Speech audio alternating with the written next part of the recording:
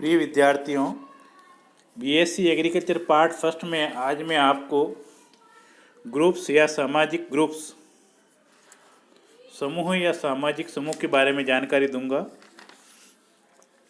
समूह क्या होते हैं, कितने प्रकार के होते हैं, समूह निर्माण के लिए आवश्यक तत्व कौन से हैं और उनका क्लासिफिकेशन हम कैसे करें। तो पहली बात यह है कि ग्रुप्स क्या होते हैं। ग्रुप्स हर समुदाय में, हर व्यवस्थाओं में होते हैं, परंतु हम यहाँ पर सामाजिक समूह के संदर्भ में बात करते हैं, मनुष्य के संदर्भ में बात करते हैं। इनकी कई परिभाषा दी हुई हैं। पहली बात यह आती है कि समूह को अपन संक्षेप में बात करें तो कैसे कहेंगे, तो समूह वे होते हैं जहाँ पर सामाजिक संबंधों के अंतर संबंध की व्यवस्था होती है। व्यक्तियों के बीच अंतर संबंध या सामाजिक संबंध एक आवश्यक तत्व है या आवश्यक अंग होना चाहिए, जिसके आधार पर समूह बनते हैं या एक दूसरे को समझते हैं। इनकी परिभाषाओं के अंतर्गत परिभाषा एक है विलियम्स की। उन्होंने कहा है कि सामाजिक समूह मनुष्य के उस निश्चित संग्रह को कहा जाता है जो पारस्परिक अंतःक्रिया करते हैं और उस अंतःक्रिया की इकाई के रूप में ही दूसरों के द्वारा मान्य होते हैं। इसमें दो बातें प्रमुख आती हैं। एक तो अंतःक्रिया, जो ग्रुप है या समूह, उसमें अंतःक्रिया जरूर होनी चाहिए सदस्यों के बीच में, और वो जो अंतःक्रिया होती है वो सदस्यों के, जो समूह के सदस्य हैं, उनके द्वारा मान्य होनी चाहिए। दूसरी परिभाषा सैंडरसन की है। सैंडरसन कहते हैं कि एक सामाजिक समूह दो या दो से अधिक व्यक्तियों के उस निश्चित समूह को कहा जाता है जो पारस्परिक अंतःक्रिया करते हैं और उस अंतःक्रिया की इकाई के रूप में दूसरों के द्वारा मान्य होते हैं। यानी कि एक बात तो सत्य है कि जो समूह हैं उनके बीच में अंतःक्रिया अवश्य होनी चाहिए। इसी प्रकार बोगार्डस साहब कहते हैं कि एक सामाजिक समूह दो या दो से अधिक व्यक्तियों की एक ऐसी संस्था को कहते हैं जिनका ध्यान कुछ सामान्य उद्देश्य पर हो और जो एक दूसरे को प्रेरणा दें, जिनमें भक्ति हो और सामान्य क्रियाओं में सम्मिलित हो। सामान्य क्रियाओं से मतलब भी घुमा फिरा करके हम अंतःक्रिया के संदर्भ में बातचीत करते हैं। इस प्रकार ये कई परिभाषाएं आपको दी हुई हैं। अब आता समूह का निर्माण के लिए आवश्यक तत्व कौन कौन से होने चाहिए। समूह निर्माण में आवश्यक रूप से पहला प्रमुख तत्व है व्यक्तियों में अनेकता। एक समूह के सदस्यों की परिस्थिति की भूमिका अलग अलग होती है। जो समूह का सदस्य है उसका अपना खुद का एक अलग रोल होता है, अलग कार्य करता है। दूसरा समूह का आवश्यक तत्व है स्वार्थ की पूर्ति।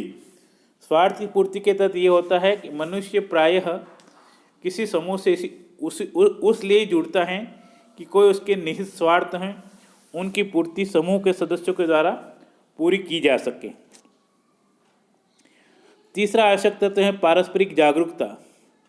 समूह के निर्माण के लिए परस्पर संबंधों की जागरूकता का होना आवश्यक है। चौथा प्रमुख तत्व है व्यक्तियों का समूह होता है जहाँ पर इनकी संख्या सीमित होती है। पांचवा तत्व है स्थिरता।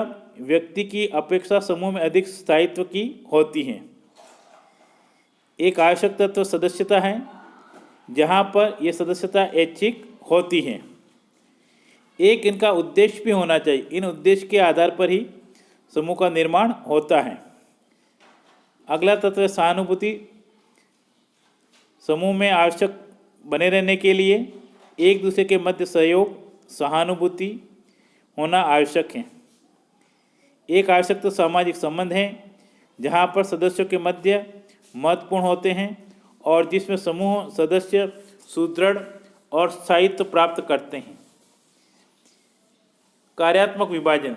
समूह निर्माण के लिए आवश्यक तत्व कार्यात्मक विभाजन भी है, यानी कि जो भी कार्य जिस समूह के सदस्यों को दिया जाए उनको अपनी निष्ठा के अनुसार पूर्ण करना होता है। समूह का वर्गीकरण हम कितने प्रकार से कर सकते हैं।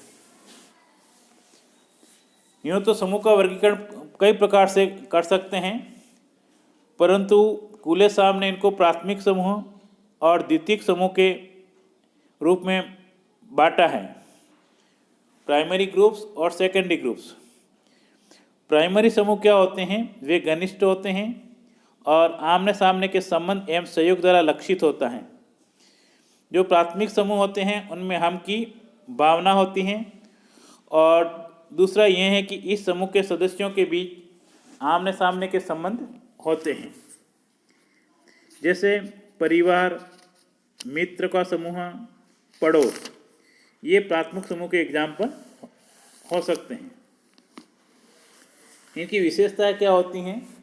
प्राथमिक समूह की विशेषताओं में प्रमुख रूप से आता है, पहला है शारीरिक सामीप्यता।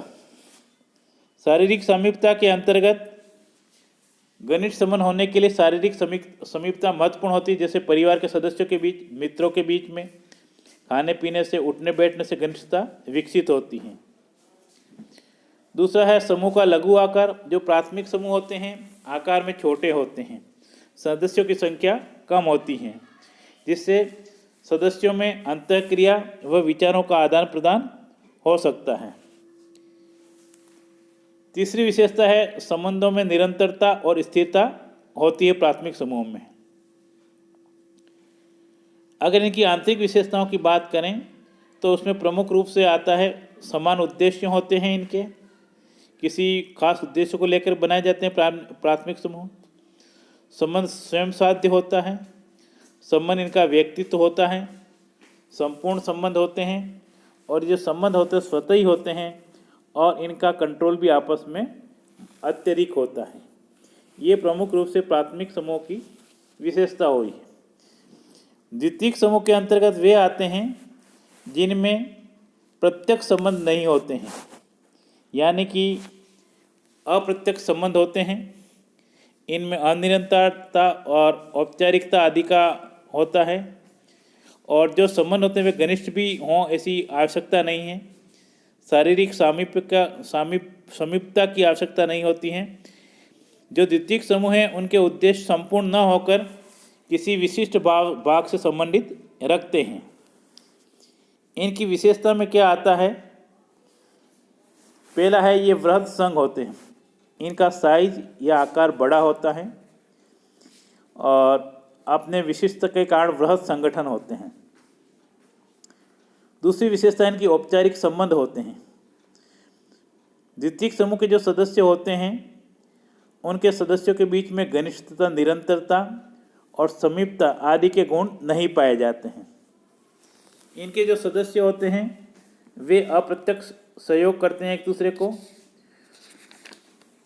फिर इनमें अव्यक्तित्वता भी अधिक होती हैं, यानी कि इन सदस्यों में परस्पर घनिष्ठता का अभाव होता है। फिर ये इनमें एक महत्वपूर्ण विशेषता ये होती है कि इनकी जो सदस्यता होती है वो ऐच्छिकता होती है। आपका अपना इसमें भाग लेना जरूरी नहीं है। और लोचनशीलता, यानी कि इस प्रकार के जो समूह होते हैं उसमें लोचशीलता नहीं होती हैं। इनके संबंध समझौते के रूप में होती हैं और कुछ शर्तों के आधार पर निमित्त होते हैं। ये जो क्लासिफिकेशन है वो उले साहब का है, प्राथमिक और द्वितीयक समूह। आपका जो परीक्षा की दृष्टि से ही ये इस प्रकार का प्रमुख